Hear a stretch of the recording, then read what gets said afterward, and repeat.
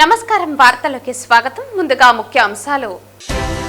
మార్చి 8 నుండి తుడా టవర్స్ కి వేలం నిర్వహిస్తున్నాం. నాణ్యత ప్రమాణాలతో నిర్మాణాలు చేస్తున్నాం పేర్కొన్న తుడా ఉపాధ్యక్షులు మౌర్య.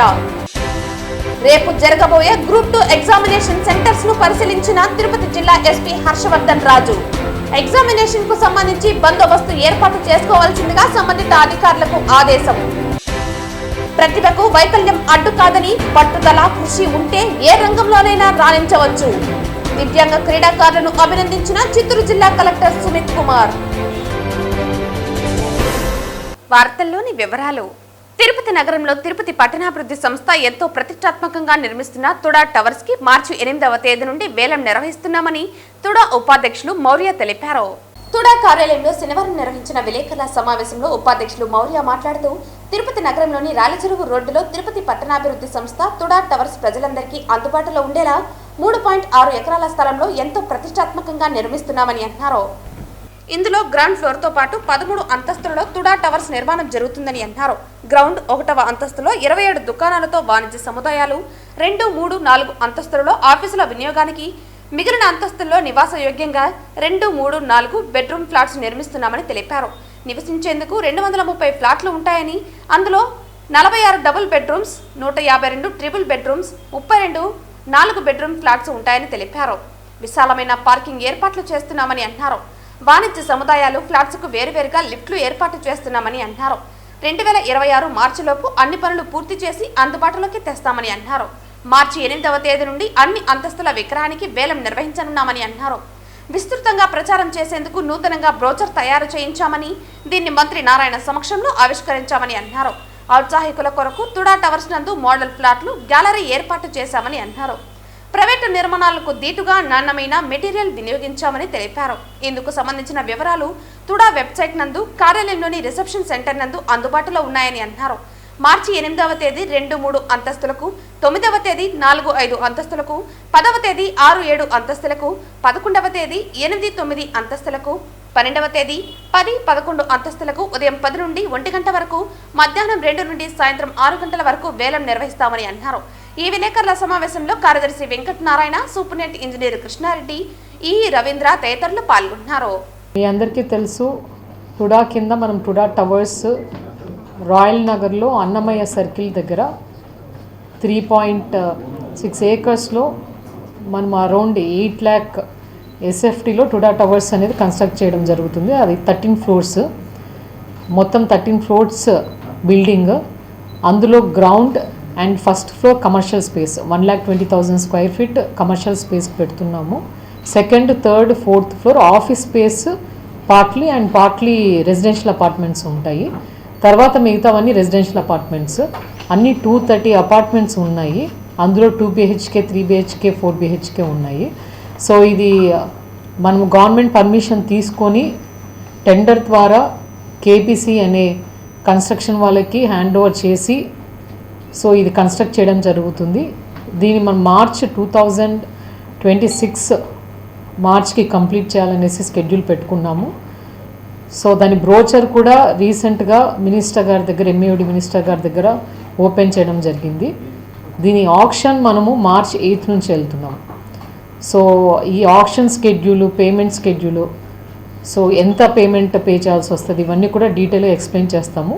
శ్రీ పద్మావతి మహిళా డిగ్రీ మరియు ఇంటర్మీడియట్ కళాశాల, ఎస్వి ఆర్ట్స్ కళాశాలలో రేపు జరిగే గ్రూప్ 2 ఎగ్జామ్ సెంటర్స్ ను తిరుపతి జిల్లా ఎస్పీ హర్షవర్ధన్ రాజు తనిఖీ చేశారు. శ్రీ పద్మావతి మహిళా డిగ్రీ మరియు ఇంటర్మీడియట్ కళాశాల, ఎస్వి ఆర్ట్స్ కళాశాలలో రేపు జరిగే గ్రూప్ 2 ఎగ్జామ్ సెంటర్ ను తనిఖీ చేయడం జరిగింది. ఎగ్జామినేషన్ కి సంబంధించి బందోబస్తు ఏర్పాటు చేసుకోవాల్సిందిగా సంబంధిత అధికారులు ఆదేశించడం జరిగింది. గ్రూప్ 2 ఎగ్జామినేషన్ సంబంధించి పరీక్షా కేంద్రానికి దగ్గరగా ఉన్నటువంటి జిరాక్స్ షాప్స్ మరియు నెట్ సెంటర్ ను మూయించాలని సూచించారు. తిరుపతిలో 13 సెంటర్లలో గ్రూప్ 2 ఎగ్జామ్స్ జరుగుతాయని, దానికి సంబంధించి DFMMF సెక్యూరిటీ పరంగా ఏర్పాటు చేయడం జరిగిందని తెలిపారు. ఎగ్జామినేషన్ హాజరవుతున్న విద్యార్థులు ఎలక్ట్రానిక్ గ్యాజెట్స్, వాచ్లు, మొబైల్ ఫోన్లు, ఎలక్ట్రానిక్ సంబంధించిన వస్తువులు ఎవరూ పరీక్షా కేంద్రానికి తీసుకుని రాకూడదని సూచించడం జరిగింది. ఈ కార్యక్రమంలో ట్రైనీ IPS హేమంత్, అదనపు ఎస్పీ పరిపాలన రవి మనోహరాచారి, DSP శ్రీలత మరియు CI రామయ్య, యూనివర్సిటీ సిబ్బంది తదితరులు పాల్గొన్నారు. ప్రతిభకు వైకల్యం అడ్డు కాదని, పట్టుదల కృషి ఉంటే ఏ రంగంలోనైనా రాణించవచ్చునని దివ్యాంగ క్రీడాకారులు నిరూపించారంటూ వారిని చిత్తూరు జిల్లా కలెక్టర్ సుమిత్ కుమార్ అభినందించారు. శనివారం జిల్లా సచివాలయంలోని సమావేశ మందిరం నందు 2025 ఫిబ్రవరి 2 నుండి 6వ తేదీ వరకు గుంటూరు, మంగళగిరిలో జరిగిన para sports state level association వారు నిర్వహించిన పోటీలలో బహుమతులు సాధించిన దివ్యాంగ క్రీడాకారులకు జిల్లా కలెక్టర్ మరియు జిల్లా జాయింట్ కలెక్టర్ విద్యాధరి చేతుల మీదుగా ప్రశంసా పత్రాలు, మెమెంటోలు అందుకున్నారు.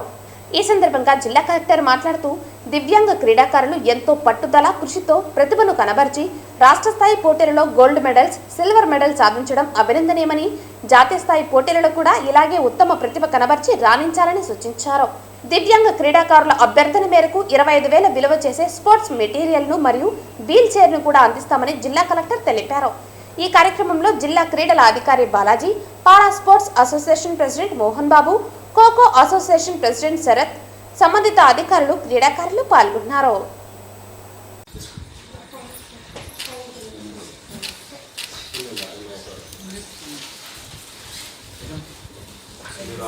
అఖిలాండ కోటి బ్రహ్మాండ నాయకుడైన గోవిందుని నామస్మరణ చేసిన లేక గోవింద సంకీర్తనలు విన్నా సర్వపాపహరణ జరుగుతుందని రాయలసీమ రంగస్థలి చైర్మన్ గుండాల గోపీనాథ్ రెడ్డి అన్నారు.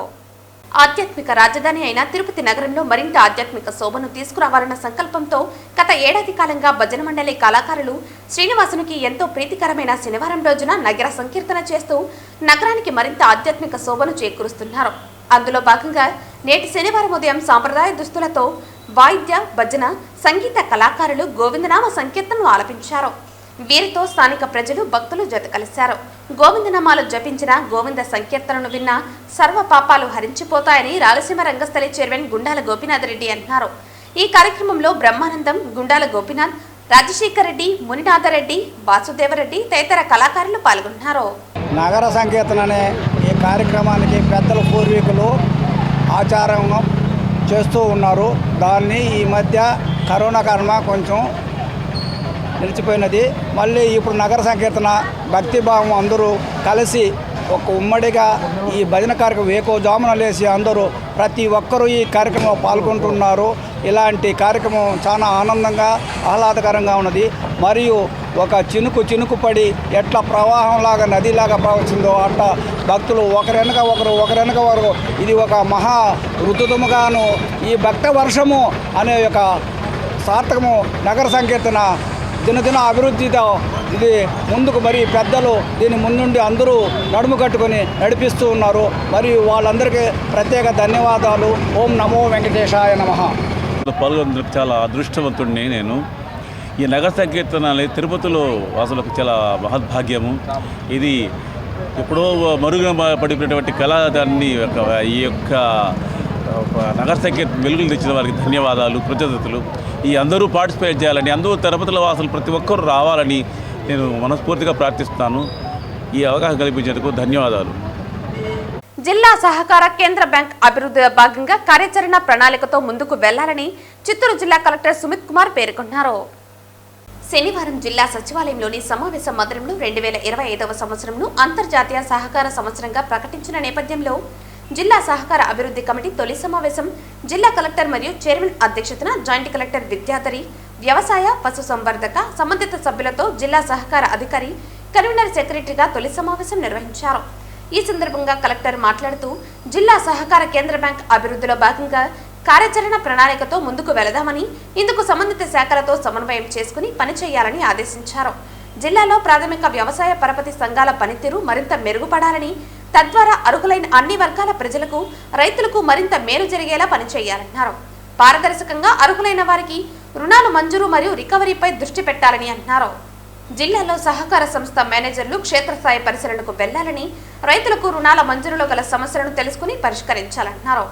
వ్యవసాయ భూమికి సంబంధించి రికార్డులు సరిగా లేని పక్షంలో రుణాలు మంజూరు కావటం లేదని, మండల స్థాయిలో VRO, VAOలు సమన్వయంతో సమస్యకు పరిష్కారం దొరుకుతుందని, అవసరమైతే జిల్లా స్థాయిలో తహసీల్దార్లతో సమీక్షించి చర్యలు తీసుకుంటామన్నారు. సివిల్ స్కోర్ తక్కువగా ఉన్న పరిస్థితుల్లో సైతం రుణాల మంజూరులో జాప్యం జరుగుతుందని, బ్యాంకు వారితో స్వయంగా మాట్లాడి సమస్యలను పరిష్కరించాలన్నారు. పశువుల పెంపకంను ప్రోత్సహించడంలో భాగంగా పాడి రైతులకు బ్యాంకు రుణాలు పొంది పశువులు కొనుగోలు చేసే పశుసంవర్ధక శాఖ అధికారులు చర్యలు తీసుకోవాలంటున్నారు. రైతులకు రుణాల మంజూరుపై అవగాహన పెంచేలా విఆర్ఓలతో టెలికాన్ఫరెన్స్ నిర్వహించి శిక్షణ ఇవ్వాలంటున్నారు. రుణాల మంజూరు మరియు రికవరీలకు సంబంధించి రికార్డుల స్వచ్ఛీకరణపై సహకార సంస్థ ఇన్స్పెక్టర్లు స్వయంగా దృష్టి పెట్టి పరిశీలించాలన్నారు. ఎస్సీ, ఎస్టీ రైతులకు సంబంధించి రుణాల మంజూరుకు సంబంధించి నివేదికను సమర్పించాలన్నారు. ప్రాథమిక వ్యవసాయ పరపతి సంఘాల పనితీరు మరింత మెరుగుపడాలని అన్నారు. పశుసంవర్ధక శాఖకు సంబంధించి కోఆపరేటివ్ సొసైటీ సభ్యులకు రుణాల మంజూరు విధి విధానాలపై అవగాహన కల్పించడంతో పాటు వీరి ఆర్థిక అభివృద్ధికి కృషి చేయాలన్నారు. రైతులకు వ్యవసాయ పాడి ఆవుల రుణాలకు సంబంధించి విలేజ్ అగ్రికల్చర్, హార్టికల్చర్, సెరికల్చర్ అసిస్టెంట్లు, పంచాయతీ సెక్రటరీలతో త్వరలో సమావేశం ఏర్పాటు చేయడం జరుగుతుందన్నారు. ప్రాథమిక పరపతి సంఘాల పనితీరు, వాటి విధి విధానాలపై విద్యార్థులకు అవగాహన కల్పించేలా చర్యలు చేపట్టాలని, విద్యార్థులు కూడా సొసైటీలుగా ఏర్పడేలా విద్యాశాఖ అధికారులతో సమన్వయం చేసుకుని పనిచేయాలని సూచించారు. ఈ సమావేశంలో భాగంగా అంతర్జాతీయ సహకార సంవత్సరంగా 2025ను ప్రకటించిన నేపథ్యంలో అందుకు సంబంధించిన పోస్టర్లను జిల్లా కలెక్టర్, జేసీ సంబంధిత అధికారులు ఆవిష్కరించారు. ఈ సమావేశంలో జిల్లా సహకార అధికారి నాగవర్ధన, డీసీసీబీ సీఈఓ శంకర్ బాబు, డిపిఓ సుధాకర్ రావు తదితర అధికారులు పాల్గొన్నారు. తిరుపతి రూరల్ మండలం తుమ్మలగుంట శ్రీ కళ్యాణ వెంకటేశ్వర స్వామి ఆలయం నుంచి ఆధ్యాత్మిక మహా పాదయాత్ర చేపట్టారు. చంద్రగిరి మండలం శ్రీనివాస మంగాపురంలోని శ్రీ కళ్యాణ వెంకటేశ్వర స్వామి ఆలయంకు చంద్రగిరి మాజీ ఎమ్మెల్యే చెవిరెడ్డి భాస్కర్ రెడ్డి పట్టు వస్త్రాలు సమర్పించారు. చంద్రగిరి మండలం శ్రీనివాస మంగాపురంలోని శ్రీ కళ్యాణ వెంకటేశ్వర స్వామి ఆలయానికి చంద్రగిరి మాజీ ఎమ్మెల్యే చెవిరెడ్డి భాస్కర్ రెడ్డి పట్టు వస్త్రాలు తీసుకుని బయలుదేరారు. ప్రతి ఏటా జరిగే కళ్యాణ వెంకటేశ్వర స్వామి వారి బ్రహ్మోత్సవాలలో గరుడు సేవకు పట్టు వస్త్రాలు సమర్పించడం ఆనవాయితీ. తుమ్మలగుంట, పేరూరు, తాటితోపు, చెర్లోపల్లి, పుదిపట్లు, గాంధీపురం, పెరుమల్లపల్లి, సి మల్లవరం, కాలూరు క్రాస్ మీదుగా సారే శ్రీనివాస మంగాపురం చేరుకుంది. ఆధ్యాత్మిక మహా పాదయాత్రలో పెద్ద ఎత్తున శ్రీవారి భక్తులు పాల్గొన్నారు. చెవిరెడ్డి తీసుకువస్తున్న సారెకు ప్రతి పల్లెల్లో హారతిపట్టి సాదర స్వాగతం పలికారు. పల్లెల్లో ఆధ్యాత్మికతను పెంపొందించడమే లక్ష్యంగా 25 ఏళ్ల క్రితం ఈ సాంప్రదాయంకు చెవిరెడ్డి శ్రీకారం చుట్టారు. ప్రతి పల్లెలో గ్రామస్తులకు సారె అప్పగించి వారి ద్వారా గ్రామ శివార్లకు తీసుకువచ్చేలా చేస్తూ అందరినీ భాగస్వామ్యం చేశారు. చెవిరెడ్డి చేస్తున్న ఆధ్యాత్మిక మహా పాదయాత్రకు పల్లెల్లో విశేష స్పందన లభించింది. ప్రతి ఏటా క్రమం తప్పకుండా నిర్వహించే ఆధ్యాత్మిక పాదయాత్రలో కళా బృందాలు, చెక్క భజనలు ఆకట్టుకుంటున్నాయి. చెవిరెడ్డి ఆధ్యాత్మిక పాదయాత్రలో గోవిందనామ స్మరణతో పల్లెలు మారుమోగుతున్నాయి.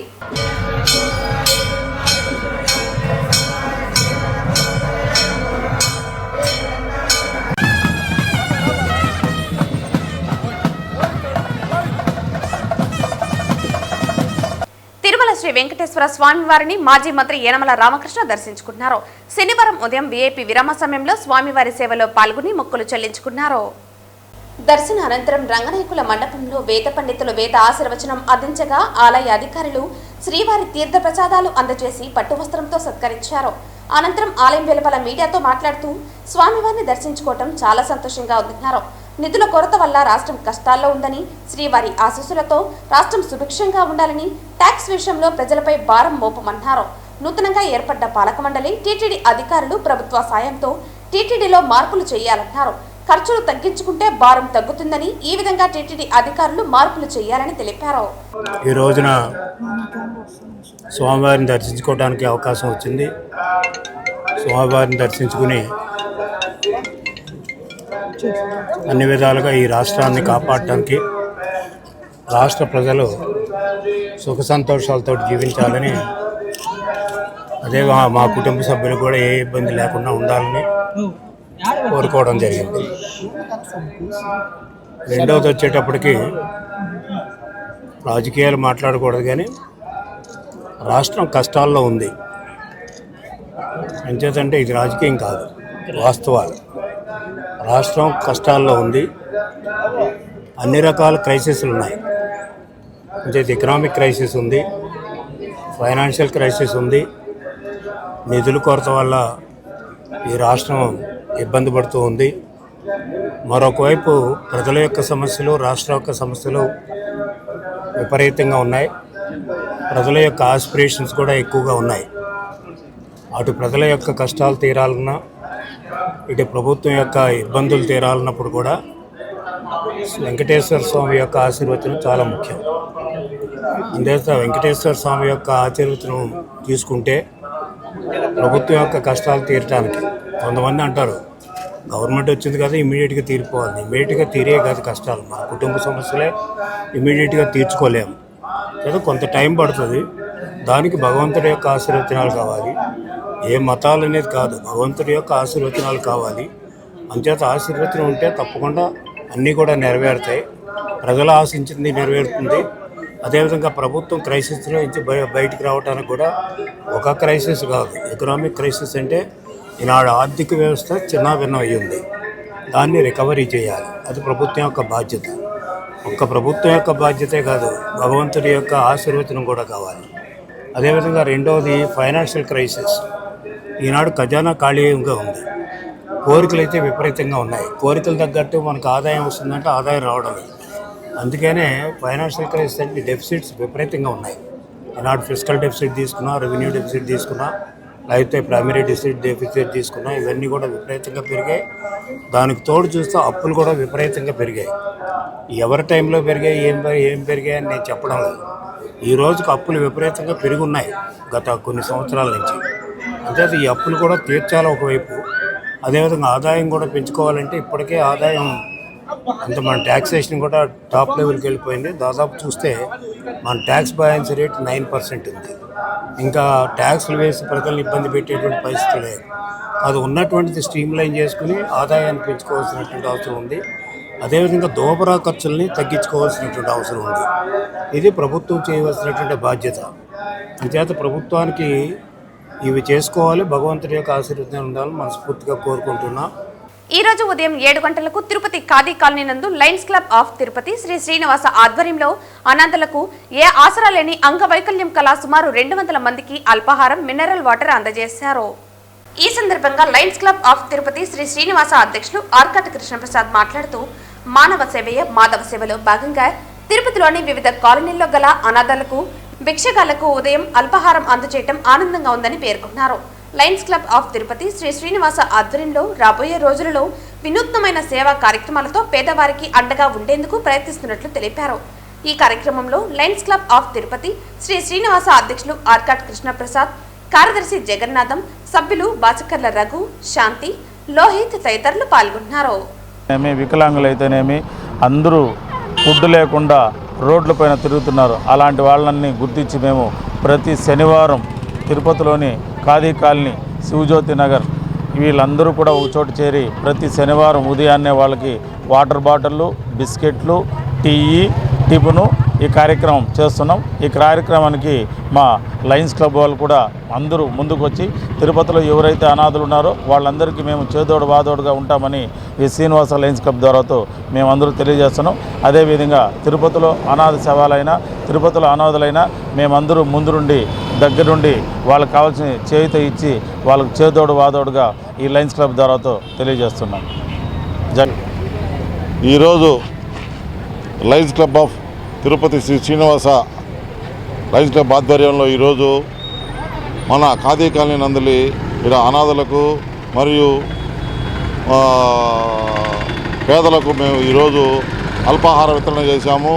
ఎందుకంటే చాలామంది తిరుపతిలో తెల్లవారితోనే ఎక్కువ మంది ఆకలితో అలమటిస్తుంటారు.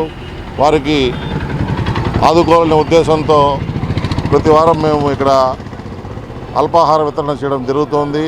ఇక్కడ చాలామంది అనాథలు మరియు పేదవాళ్ళకి లయన్స్ క్లబ్ చేయూతనిస్తుంది. దానిలో ఇది ఒక తార్కాణము. భవిష్యత్తులో ఇలాంటి కార్యక్రమాలు ఎన్నో చేసి లయన్స్ క్లబ్ ప్రతి ఒక్కరి గుండెల్లో నిలిచేందుకు మా తిరుపతి లయన్స్ క్లబ్ తరపున మేము ఈరోజు చేసేందుకు మేము కరపడుతూ ఈ కార్యక్రమానికి సహకరించిన అందరికీ మా లయన్స్ క్లబ్ సభ్యులకు ధన్యవాదాలు తెలియజేసుకుంటున్నాము. తిరుచనూరు వద్ద గల యోగి మల్లవరం గ్రామంలో వెలసి ఉన్న మహిమాన్వితమైన కామాక్షమ్మ సమేత పరాశేశ్వర స్వామి ఆలయంలో శివరాత్రి మహోత్సవాలను ప్రతి ఏటా కన్నుల పండుగగా నిర్వహిస్తారు. ఫిబ్రవరి 26వ తేదీన మహాశివరాత్రి నేపథ్యంలో ఆలయాన్ని సుందరీకరించే పనులను మొదలుపెట్టారు. ఫిబ్రవరి 26వ తేదీన మహాశివరాత్రి సందర్భంగా ఆలయాన్ని సుందరీకరించే పనులు మొదలుపెట్టారు. ఈ సందర్భంగా ఆలయ అర్చకులు వినోద్ గురుకుల్ మాట్లాడుతూ ఫిబ్రవరి 26వ తేదీ ఉదయపూర్వం 2:30 ప్రత్యేక అభిషేకంతో శివరాత్రి మహోత్సవాలు ప్రారంభమవుతాయని తెలిపారు. మధ్యాహ్నం 2 నుండి 4 వరకు అభిషేకాలు ఉంటాయని, అలాగే రాత్రి నుండి స్వామివారికి 4 పర్యాయాలు రుద్రాభిషేకాలు ఉంటాయని అన్నారు. 27వ తేదీన ప్రత్యేక అన్నదాన కార్యక్రమం ఉంటుందని, అలాగే స్వామి అమ్మవార్లకు 28వ తేదీన కళ్యాణ మహోత్సవం అంగరంగ వైభవంగా జరుగుతుందని అన్నారు. కళ్యాణోత్సవంలో పాల్గొనే వారికి స్వామి అమ్మవార్ల ప్రసాదాలు అందజేయటం జరుగుతుందని వివరించారు. కావున భక్తులందరూ మహాశివరాత్రి ఉత్సవంలో పాల్గొని శివయ్య కృపకు పాత్రులు కావాలని పిలుపునిచ్చారు. శ్రీ కామాక్షమ్మ సమేత పరాశరేశ్వర స్వామి దేవాలయం యోగిమల్లవరము దాదాపు 1500 సంవత్సరాల క్రితం ముందు కట్టినటువంటి గుడి ఇది. ఈ గుడికి ఎంతో చరిత్ర కలిగినటువంటిది. ఈ దేవాలయానికి గౌరవ మా నాయకుడు పులివర్తి నాని గారు, అదేవిధంగా డిస్ట్రిక్ట్ లీడర్ అయినటువంటి సిఆర్ రాజా గారు ఒక నూతన బోర్డును కూడా ఏర్పాటు చేయడం జరిగింది. అధికారికంగా ఇంకా రాలేదు.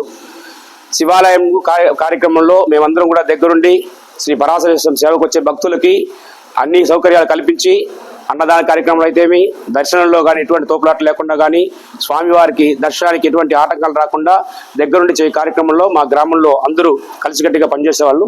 అదేవిధంగా ఈసారి కూడా మేమందరూ దగ్గరుండి కార్యక్రమం జయప్రదం చేస్తాం. పరాశరేశ్వర స్వామివారి దేవస్థానము ఇచ్చట ఈ సంవత్సరము క్రోధినామ సంవత్సరము రానున్న 26వ తేదీ మహాశివరాత్రిని ఉద్దేశించి స్వామివారికి 3 రోజుల పాటు ఇక్కడ శివరాత్రి ఉత్సవాలు జరగనున్నది. మొదటి రోజు 25వ తేదీ సాయంత్రము అనగా 4:30 గంటలకి నందికేశ్వరుడు మరియు కామాక్షంబా సమేత పరాశరేశ్వర స్వామి వారికి ఉత్సవమూర్తులకు ప్రదోషకాల అభిషేకం జరుపబడుతుంది. దాని తర్వాత 8 గంటలకు ఏకాంత సేవతో 25వ తేదీ ఉత్సవం పూర్తిగా అయి ఉదయము అనగా శివరాత్రి రోజు ఉదయము 2:30 గంటలకు మొదటి కాల అభిషేకము, మధ్యాహ్నం 2 గంటలకు రెండవ కాల అభిషేకము, రాత్రి 10 గంటలకు 12 గంటలకు 2 గంటలకు 4 గంటలు చెప్పడం మొత్తం 6 పర్యాయాలు స్వామివారికి రుద్రాభిషేకము జరుపబడుతుంది.